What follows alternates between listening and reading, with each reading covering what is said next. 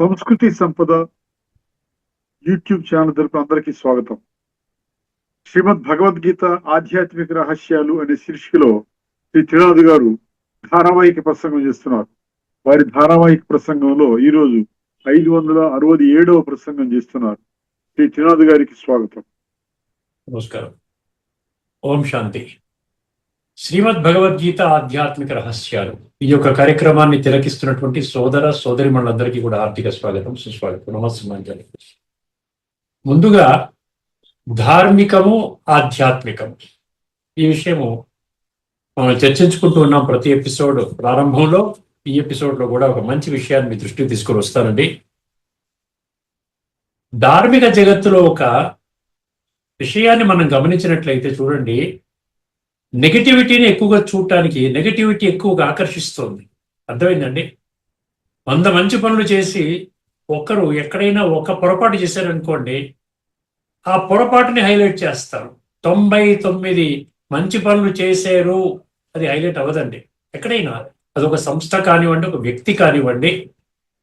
అంటే మానవ నైజం ఎలా ఉందంటే, కలియుగం యొక్క అంతిమ సమయంలో సంస్కారాలన్నీ కూడా తమో ప్రధానంగా మారిపోయినటువంటి నేపథ్యంలో మనం చెడుని అట్రాక్ట్ అవుతుంది అనమాట. ఎందుకంటే దేహభ్రాంతిలో ఉన్నాము, బుద్ధి నేత్రాన్ని తెరుచుకోలేదు.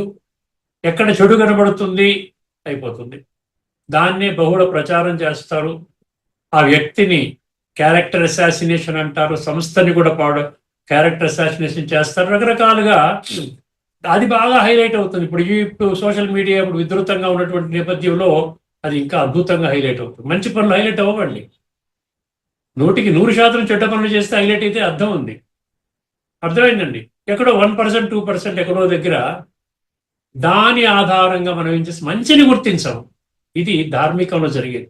ఆధ్యాత్మికతలో చాలా స్పష్టంగా భగవంతుడి గీతలో అపైశునం అంటాడు. 26 దివ్య గుణాలలో 16వ అధ్యాయంలోని మొదటి 3 శ్లోకాల్లో అపైశునం అంటాడు. అర్థమైందండి? అభయం, సత్వ సంశుద్ధి, జ్ఞాన యోగ వ్యవస్థితి, దానం దమశ్చ యజ్ఞశ్చ స్వాధ్యాయ తపమార్జవం, అహింసా సత్యం అక్రోధ త్యాగ శాంతి అపైశునం. అర్థమైందండి? అపైశునం అంటే ఏంటి? మంచినే చూడాలి. చూసారా ఎంత తేడా ఉందో? రాత్రికి పగలుకున్నంత తేడా ఉంది. ధార్మికం అంటే భౌతికం, భౌతికం అంటే స్థూలము. స్థూల జగత్తులో మనం ఓన్లీ నకారాత్మకము, చెడు అవే మనం ఆకర్షిస్తుంది, అవే మనం హైలైట్ చేస్తాం. దాని ప్రకారంగానే మనం ఆ విధంగా చేస్తాం. ఇప్పుడు చూసారా, మంచిది ఎప్పుడు ఎవరు కూడా న్యూస్ పేపర్లో మంచి జరుగుతుంది వేయరండి. ఎక్కడైనా పొరపాటు జరిగితే దాన్ని హైలైట్ చేస్తారు. అర్థమైందండి? సో ఇది ఆధ్యాత్మికం. ధార్మికానికి అపైశునం అన్న పదానికి ఎటువంటి విలువనివ్వరు ధార్మిక జగత్తులో. భలే హిందువుల ధర్మ గ్రంథం భగవద్గీత అనుకున్నప్పటికీ, భగవద్గీతలో భగవంతుడి పరమ సత్యం అనుకున్నప్పటికీ, ఆ పరమ సత్యమైనటువంటి మాటలు భగవద్గీతలో 574 శ్లోకాల్లో చెప్పినప్పటికీ మన ఈ పని ఇది కొనసాగు. ఇది కలియుగం యొక్క అంతిమ సమయంలో ఉన్నటువంటి సంస్కారాలు అనమాట. ఇక్కడితో ఆ విషయాన్ని ఫుల్ స్టాప్ పెడదామండి. మరొక విషయాన్ని మరొక ఎపిసోడ్లో మనం చర్చించుకుంటాం. ఇప్పుడు మనము గత ఎపిసోడ్లో గీతా శ్లోకాన్ని చర్చించుకున్నాం. ఈ ఎపిసోడ్లో కఠోపనిషత్తులో తదుపరి మంత్రం ఒక అద్భుతమైనటువంటి మంత్రం అండి. అర్థమైందండి? చాలా లోతైన తత్వాన్ని మన దృష్టికి తీసుకొని వస్తుంది. జాగ్రత్తగా, శ్రద్ధగా అర్థమైంది. ఒకటే పెట్టుకోండి, బుద్ధి నేత్రాన్ని తెరుచుకోవాలి. నా జీవితానికి ఈ కఠోపనిషత్తు 1, 2, 14 నా జీవితానికి ఏ విధంగా అది ప్రభావితం చేస్తుంది నా జీవితాన్ని అనుకోండి. 1, 2, 14 ఇది ఏమిటంటే, నచికేతుడు ఒక హయ్యర్ లెవెల్కి వెళ్తున్నాడండి. నచికేతుడు ప్రారంభం నుండి కూడా నాకు జ్ఞానం కావాలి, ఆత్మజ్ఞానం కావాలి, సత్యం తెలుసుకోవాలి, నాకు ఈ భౌతిక ప్రాపంచిక ఈ సుఖాలు, ఇంద్రియ సుఖాలు ఇవన్నీ ఒక్క జన్మకి మాత్రం పరిమితమయ్యేటువంటి సుఖాలు నాకు అవసరం లేదు. నాకు ఆ క్లారిటీ వచ్చింది. యమధర్మరాజు ఎన్నో ప్రలోభాలు పెట్టాడు.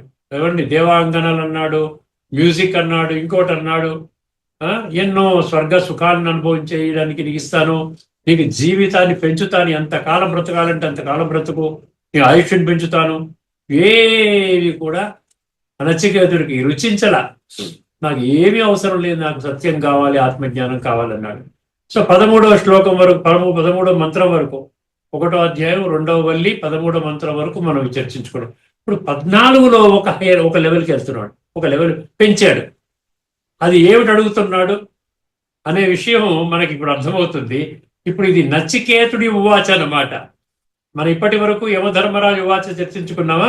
ఇది నచికేతుడి ఉవాచ. చాలా శ్రద్ధగా జాగ్రత్తగా వినండి. ముందు వాక్యం. ఈ మంత్రము వేదాంత శాస్త్రంలో అత్యంత కీలకమైనది. ఈ మంత్రం వేదాంత శాస్త్రంలో అత్యంత కీలకమైనది. ప్రాపంచిక సుఖాలు భోగాలు అశాశ్వతమని గ్రహించిన నచికేతుడు యమధర్మరాజును అడిగే ఈ ప్రశ్న ఒక సాధకుడు పరమాత్మ తత్వాన్ని ఏ కోణములో అర్థం చేసుకోవాలో నిర్దేశిస్తుంది. చూసారా, పరమాత్మ తత్వాన్ని ఏ కోణములో అర్థం చేసుకోవాలి. ఇప్పటి వరకు ఎందుకు తెలుసుకోలేదు? భగవంతుడు వచ్చి తన పని చేసుకుని గుప్తంగా చేసుకుని వెళ్ళిపోతున్నాడు. అర్థమైందని మనం ఎందుకు తెలుసుకోలేదు? ఏంటి కారణం ఏంటి? దానికి నచికేతుడు ఆ ప్రశ్న అడుగుతున్నాడు. అర్థమైన ఒక సాధకుడు పరమాత్మ తత్వాన్ని ఏ కోణంలో అర్థం చేసుకోవాలో నిర్దేశిస్తుంది. ఇది నచికేతుడు యమధర్మరాజుని అడిగేటువంటి ప్రశ్న. ఈ యొక్క 4 పంక్తులతో కూడుకున్న మంత్రాన్ని ఒకసారి మేము ముందు ఉంచుతానండి. మొదటి పంక్తి, అన్యత్ర ధర్మాత్ అన్యత్రాధర్మాత్. చూసారా, అన్యత్ర ధర్మాత్ అన్యత్ర అధర్మాత్. నాకు ఈ ధర్మాల కంటే బియాండ్ వెళ్ళాలి. అర్థమైంది? ధర్మము అధర్మము ఇది కాదు నాకు కావాల్సింది. ఈ రెండింటికంటే అతీతమైనటువంటిది ఏది? మొదటి ప్రశ్న. ఇందులో ఇంకొకటి, అన్యత్రా స్యాత్ కృత అకృతాత్. కృత అంటే ఏంటి? కర్మలు చేయడం. ఏ కర్మలు చెయ్యాలి, ఏ కర్మలు చేయకూడదు ఇది కాదు. దీనికంటే ఒక స్టెప్ హయ్యర్కి వెళ్తున్నాను. నాకు దీనికి అతీతంగా ఉండేటువంటిది ఏది? ఆ సత్యం కావాలి నాకు. అర్థమైందండి? మూడవది, అన్యత్ర భూతాశ్చ భవ్యాశ్చ. భూతాశ్చ అంటే గతించినది, పాస్ట్. భూత వర్తమాన భవిష్యత్ అంటాం కదా. సో భూతాశ్చ భవ్యాశ్చ అంటే వర్తమానం కాదు, భవిష్యత్తు. భూత అంటే గతించిన, భవ్య అంటే మన భవిష్యత్తు. ఈ మధ్యలో వచ్చేది వర్తమానం. అర్థమైంది? అంటే ఈ భూత వర్తమాన భవిష్యత్ కాలాల కంటే అతీతంగా ఉన్నటువంటిది ఇంకా ఏంటి నాకు కావాలి? అది చెప్పండి, నాకు వేరు చెప్పకండి. అర్థమైంది? నాకు అర్థమైందండి? ఎంత చక్కగా అడుగుతున్నాం. అన్యత్ర భూతాశ్చ భవ్యాశ్చ యత్తత్ పశ్యతి తద్వదా. నాకు ఈ విషయం చెప్పు యమధర్మరాజా. అర్థమైందండి? ఒకటి ధర్మము అధర్మానికి బియాండ్, కర్మకి అకర్మకి బియాండ్, తర్వాత భూత వర్తమాన భవిష్యత్ కాలాలకి అంటే కాలచక్రానికి బియాండ్గా ఉన్నది నాకు అర్థం చేయించండి యమధర్మరాజా. ఇది అడిగాడు. అంటే తదుపరి మంత్రంలో మనము దీనికి సమాధానం దొరుకుతుందేమో చూడాలి. ఇప్పుడు ప్రస్తుతానికి దీన్ని విశ్లేషణ చేసుకుందాం. ఈ 3 విషయాలు ఏంటి? ధర్మము అధర్మము, కృత అకృత, ఏమన్నాడు? భూత మళ్ళీ భవిష్యత్తు. ఈ 3టిని స్పష్టంగా అర్థం చేసుకోండి. మీకు మంత్రం ఒక లోతైన తత్వం మీకు బోధపడుతుంది. మొట్టమొదటిది, అన్యత్ర ధర్మాత్ అన్యత్ర అధర్మాత్. అన్యత్ర ధర్మాత్ అన్యత్ర అధర్మాత్. 1, 2, 14 నోట్ చేసుకోండి.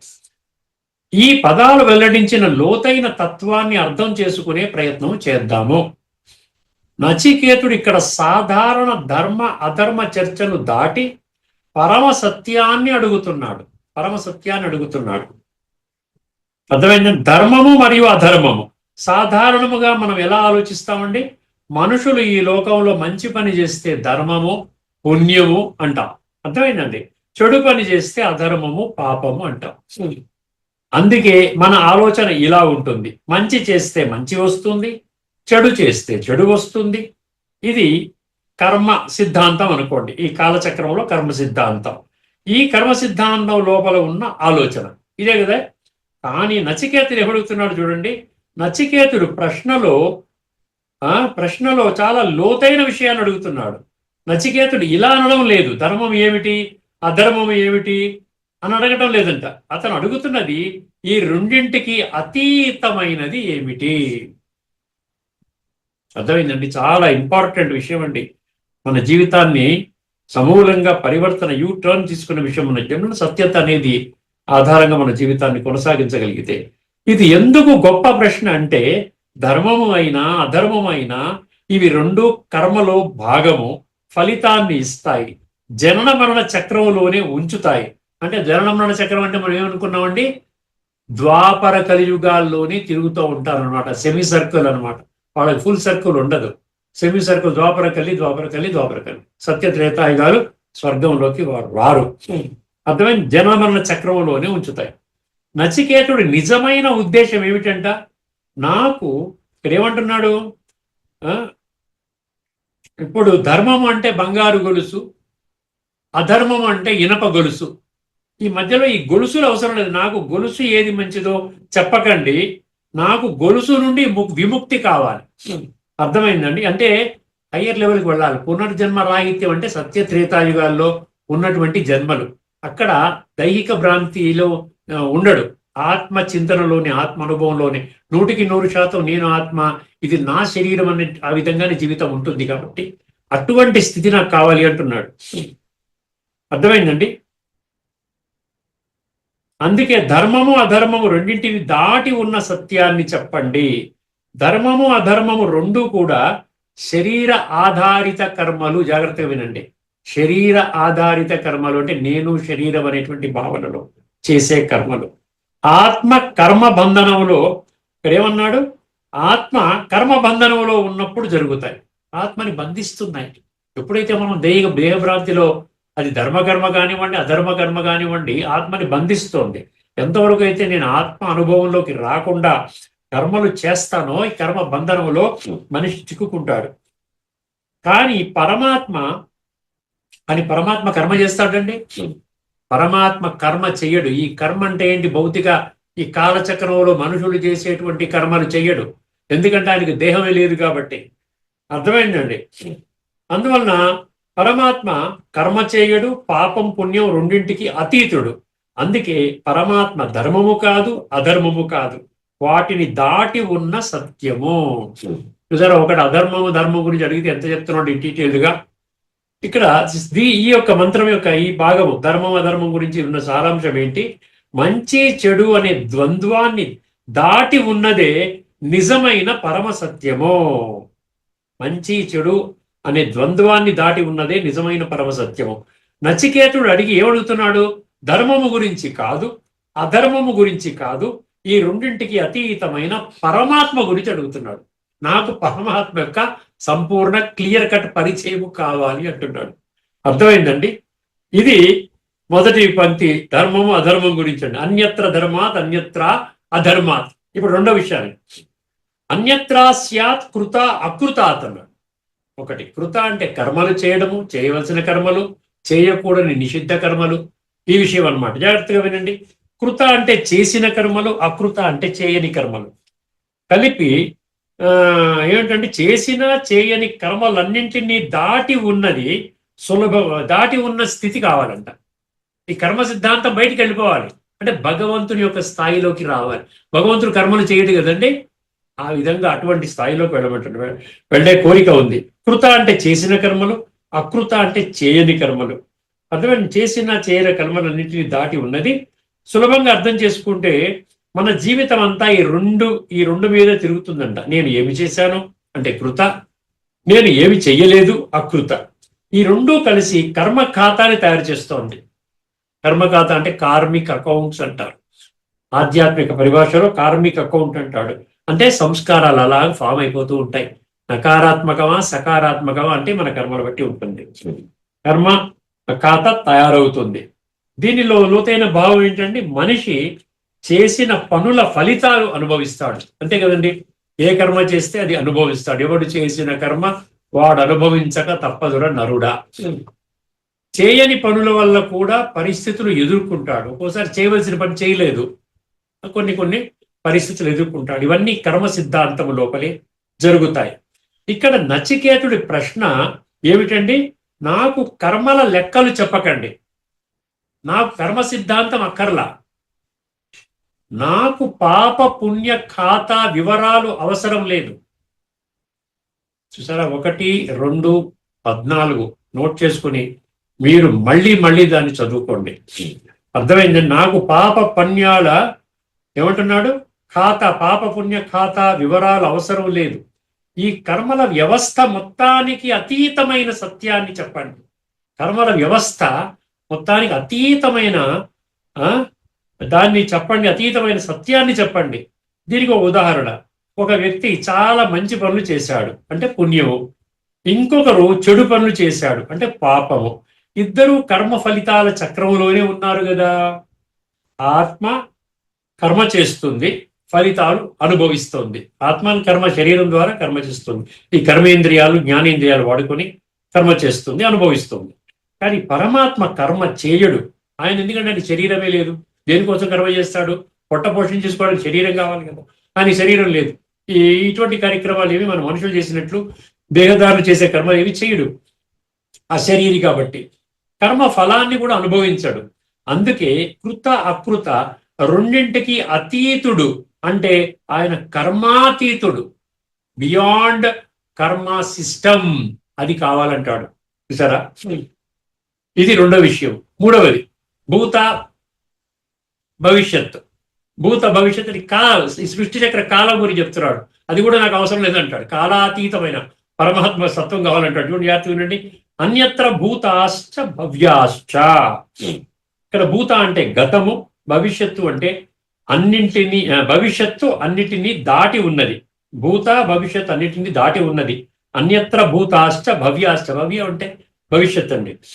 మన సాధారణ జీవితము, మన సాధారణ జీవితంలో ఏం చేసుకుంటాడు? మనిషి గతాన్ని గుర్తు చేసుకుంటాడు, భవిష్యత్తు గురించి ఆలోచిస్తాడు. గతాన్ని గుర్తు చేసుకుంటాడు, భవిష్యత్తు గురించి ఆలోచిస్తాడు. వర్తమానం కూడా ఈ రెండింటి మధ్య ఉంటుంది.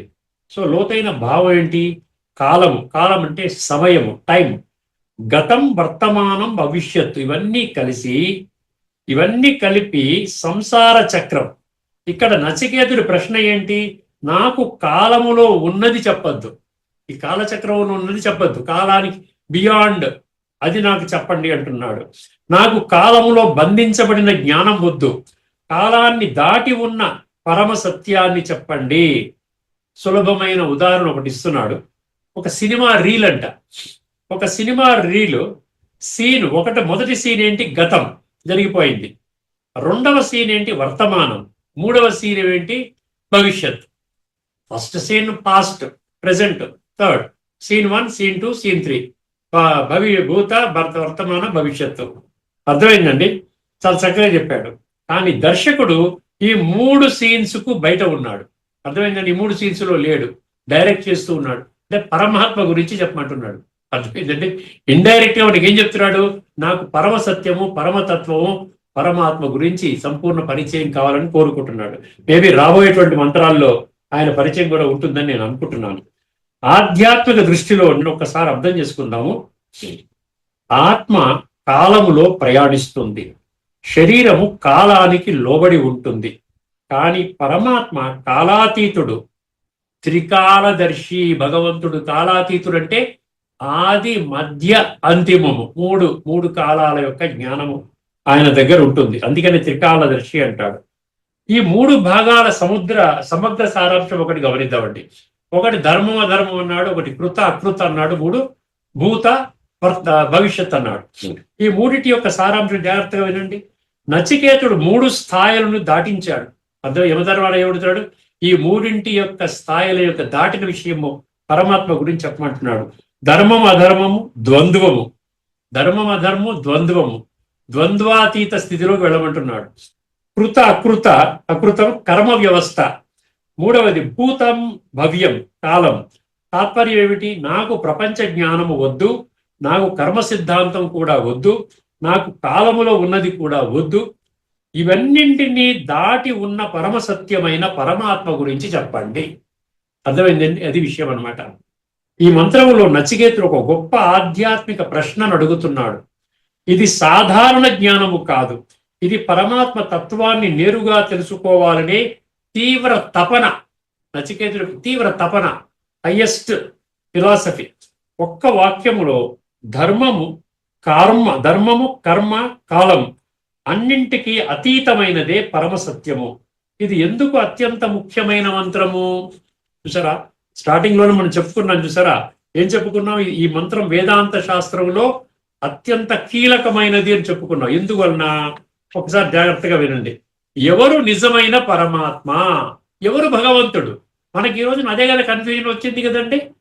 ఎవరిని పడితే వాళ్ళనే భగవంతుడు అంటున్నాం. 33 కోట్ల దేవీ దేవతల్ని భగవంతుడు అనేస్తున్నాం, ధర్మస్థాపకుల్ని భగవంతుడు అనేస్తున్నాం, మనుషుల్ని భగవంతుడు అనేస్తున్నాం, సాధువులు సంతులు గురువుల్ని మా మహామండలేశ్వరుడు పెద్ద పెద్ద వాళ్ళందరినీ భగవంతుడు అనేస్తున్నాం. మనుషుల పేర్లు కూడా భగవాన్ భగవాన్ అని పెట్టేసుకుంటున్నారు.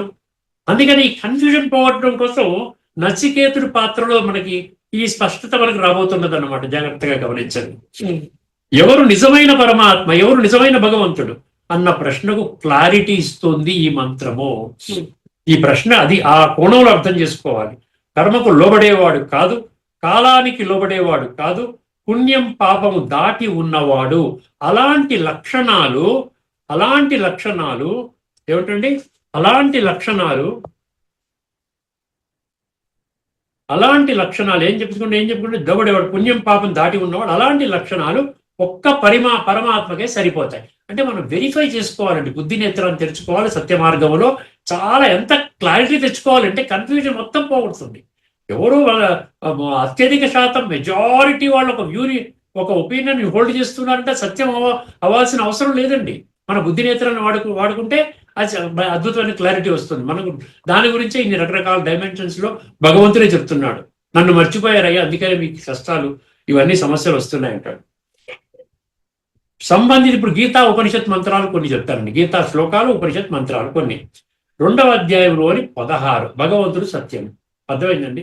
నాసతో విద్యతో భావో నా భావో విద్యతే సత ఉభయోరపి దృష్టోంతు అనయో తత్వదర్శివి అంటాడు. అక్కడ ముఖ్యంగా ఏం చెప్తున్నాడు? అసత్యానికి స్థిరమైన ఉనికి లేదు, సత్యానికి లేనితనము లేదు, అంటే లేమి లేదు. సత్యం అనేది ఎప్పటికీ ఉంటుందన్నమాట. అసత్యం ఎప్పుడు ఉంటుందో ఎప్పుడు పోతుందో తెలియదు. అది విషయం. 2వ అధ్యాయంలోని 20వ శ్లోకం న జాయతే మ్రియతే వా కదాచిత్ మనం చెప్పుకుంటున్నాం. ఆత్మ ఎప్పుడు పుట్టదు, ఆత్మ మరణించదు, ఇది శాశ్వతమైనది. ఆత్మకున్న లక్షణాలన్నీ పరమాత్మ కూడా ఉన్నాయి. ఎందుకంటే పరమాత్మ కూడా ఆత్మనే. ఆయన పరం అంటే కాలచక్రానికి అతీతంగా ఉన్నాడు కాబట్టి. 2వ అధ్యాయంలోని 45 త్రైగుణ్య విషయావేద నిస్త్రైగుణ్యో భవార్జున అంటాడు. అంటే త్రిగుణాలలోనే ఉన్నాడు మనిషి. శాస్త్రాలు, వేదాలు మొదలైనవన్నీ ఇవన్నీ త్రిగుణాల వరకే మనం తీసుకుని వెళ్తున్నాయి. కానీ త్రిగుణాలను దాటిన పరిస్థితి మనం తెలుసుకోలేకపోతున్నాం. గుణాలను దాటిపోవాలి అని చెబుతుంది. ఉదాహరణ, ఒక వ్యక్తి మంచి పని చేశాడు, పుణ్యం వచ్చింది, చెడు పని చేశాడు, పాపం వచ్చింది. కానీ ఇద్దరిది ఒకే సమస్య, ఇద్దరు కర్మ బంధనంలోనే ఉన్నారు. ఇది ఇలా ఉంటుంది. బంగారు గొలుసు, ఇందా చెప్పాను కదా, బంగారు గొలుసు అంటే ధర్మము, ఇనప గొలుసు అంటే అధర్మము. 2 గొలుసులే. ఈ గొలుసులు దాటాలంటాడు. ఇప్పుడు 3:18 చూడండి. నైవ తస్య కృతేనార్థో నా కృతేనేహ కర్చన అంటాడు. ఇది ఇక్కడ ఆత్మజ్ఞాని అయిన వాడు లోకములో చేసే కర్మల వలన కలిగే పుణ్యముతో కానీ, చేయని కర్మల వలన కలిగే పాపముతో కానీ సంబంధము లేనివాడు. ఎంత చక్కగా మ్యాచ్ అవుతుంది చూసారా ఈ మంత్రంతో. ఆత్మజ్ఞాని అన్నాడు, గుర్తుపెట్టుకోండి. ఆత్మజ్ఞాని అయిన వాడు లోకంలో చేసే కర్మల వలన కలిగే పుణ్యంతో కానీ, చేయని కర్మల వలన కలిగే పాపంతో కానీ సంబంధం లేనివాడు. అటువంటి జ్ఞాని చేసిన పనులతో కానీ, చేయని పనులతో కానీ అతనికి ఏ ప్రయోజనము లేదు. అతను ఎవరిపైన ఆధారపడడు. గుర్తుపెట్టుకోండి, భగవంతుడు ఒక్కడే కావాలి ఆయనకి. 4:14 నోట్ చేసుకోండి. నమాం కర్మాణి లింపంతి నమే కర్మ ఫలే స్పృహ ఇతి మాం యోభిజానాతి కర్మభిర్నస బధ్యతే. ఇక్కడ భగవంతుడు అంటున్నాడు, నాకు ఎటువంటి కర్మలు అంటవు. నేను బియాండ్ కర్మ, బియాండ్ కార్మిక్ సిస్టమ్ అన్నమాట. నాకు కర్మ ఫలాలపై ఆసక్తి లేదు. ఈ విధముగా నన్ను యథార్థంగా తెలుసుకున్నవాడు కూడా కర్మలచే బంధించబడడు. ఇప్పుడు శ్వేతాశ్వతర ఉపనిషత్తు 6:8, శ్వేతాశ్వతర 6:8 నా తస్య కార్యం కారణం చ విద్యతే. ఆ పరమాత్మకు చేయవలసిన పని లేదు, ఆయనకు కారణము కూడా లేదు. చూసారా, ఫలితము లేదు, కర్మ లేదు, కారణం కూడా లేదు. ఆయనతో సమానుడు గాని, ఆయన కంటే అధికుడు గాని లేడు. చూసారా, పరమాత్మ గొప్పతనం. పరమాత్మ ఒక్కడ సర్వోన్నతుడు, సర్వశ్రేష్ఠుడు, దివ్య గుణాల సాగరుడు, పతిత పావనుడు, సర్వశక్తి మంతుడు, సృష్టి యొక్క ఆది మధ్యాంతాల జ్ఞాత. జ్ఞాన సాగరుడు అంటున్నాం కదా. సో అదేనమాట, రెండవ వాడు లేడు. ఇదే విషయాన్ని మనకి ఏమన్నాడు ఇక్కడ, ఆయనతో సమానుడు గాని ఆయనకంటే అధికుడు గాని లేడన్నాడు కదా. 11వ అధ్యాయంలోని 43లో అర్జునుడు, ఇక్కడ నచికేతుడు ఎలా చెప్తున్నాడు, అక్కడ అర్జున వాచలో కూడా పితాసి లోకస్య చరాచరస్య త్వమస్య పూజ్యస్య గురుర్గరీయాన్ నత్వత్ సమో అస్య భ్యధిక కుతోన్యో లోకత్రయే అప్య ప్రతిమ ప్రభావా అంటాడు. అరే నీతో సమానమైన వాడే లేనప్పుడు నీకంటే అధికుడు ఎక్కడుంటాడు, నీవే చరాచర జగత్తుకి తండ్రివి, నీ ఒక్కడివి అంటాడు. అదన్నమాట. అర్థమైందండి. మాండూక్య ఉపనిషత్తు మంత్రము 1, ఓమిత్యేకాక్షరం, ఓమిత్యేదక్షరం ఇదం సర్వం. అది మాండూక్య మంత్రం 1వ మంత్రం. 3 కాలాలకు అతీతమైనది ఏదో అది ఓంకార స్వరూపమైన పరమాత్మ. 3 కాలాలకు అతీతమైనటువంటి అదనమాట ఏదైతే ఉంటుందో అది ఓంకార రూపమైన పరమాత్మ. ఆఖరిగా ఒక మహావాక్యం అండి, ఒక వాక్యంలో సారాంశము: ధర్మము అధర్మము, కర్మ అకర్మ, కాలము అంటే భూతకాలము భవిష్యత్ కాలం చెప్పాడు కదా, అన్నింటినీ దాటి ఉన్న పరమాత్మనే నిజమైన సత్యము. అర్థమైందండి. నా యొక్క ఆలోచన ప్రకారంగా 1, 2, 15 మంత్రము నా ఉద్దేశంలో పరమాత్మ పరిచయాన్ని కానీ అక్కడ మనకి సంపూర్ణంగా, ఎందుకంటే నచికేతుడు అడుగుతున్నాడు కదా, ఈ యొక్క 14 మంత్రంలో ప్రశ్న వేశాడు. ఇంకా 15 మంత్రం నుంచి ఏమొస్తుందో మనం గమనిద్దాం. చాలా శ్రద్ధగా వినండి, ఈ యొక్క సత్యాన్ని గమనించండి. ఇది తత్వం ఏమిటంటే, నచికేతుడు ఎవరైతే నచికేతుడు హోదాలో ఉన్నారో వాళ్ళందరికీ కూడా ఈ స్పష్టత లభిస్తోంది. అర్థమైంది. ఇక్కడతో మనం ఈ యొక్క చర్చను ముగించుకుందామండి. తదుపరి ఎపిసోడ్లో మనం భగవద్గీతలోని ఒక అద్భుతమైనటువంటి శ్లోకం, ఆ శ్లోకం వెల్లడించినటువంటి లోతైన తత్వాన్ని చర్చించుకుందామండి. అంతవరకు సెలవు. అందరికీ నమస్కారము. లోకా సమస్తా సుఖినో భవంతు. ఓం శాంతి. శ్రీమద్ భగవద్గీత ఆధ్యాత్మిక రహస్యాలు శీర్షికలో ధారావాహిక ప్రసంగం చేసిన శ్రీ త్రినాథ్ గారికి ధన్యవాదాలు. నమస్కారం అండి.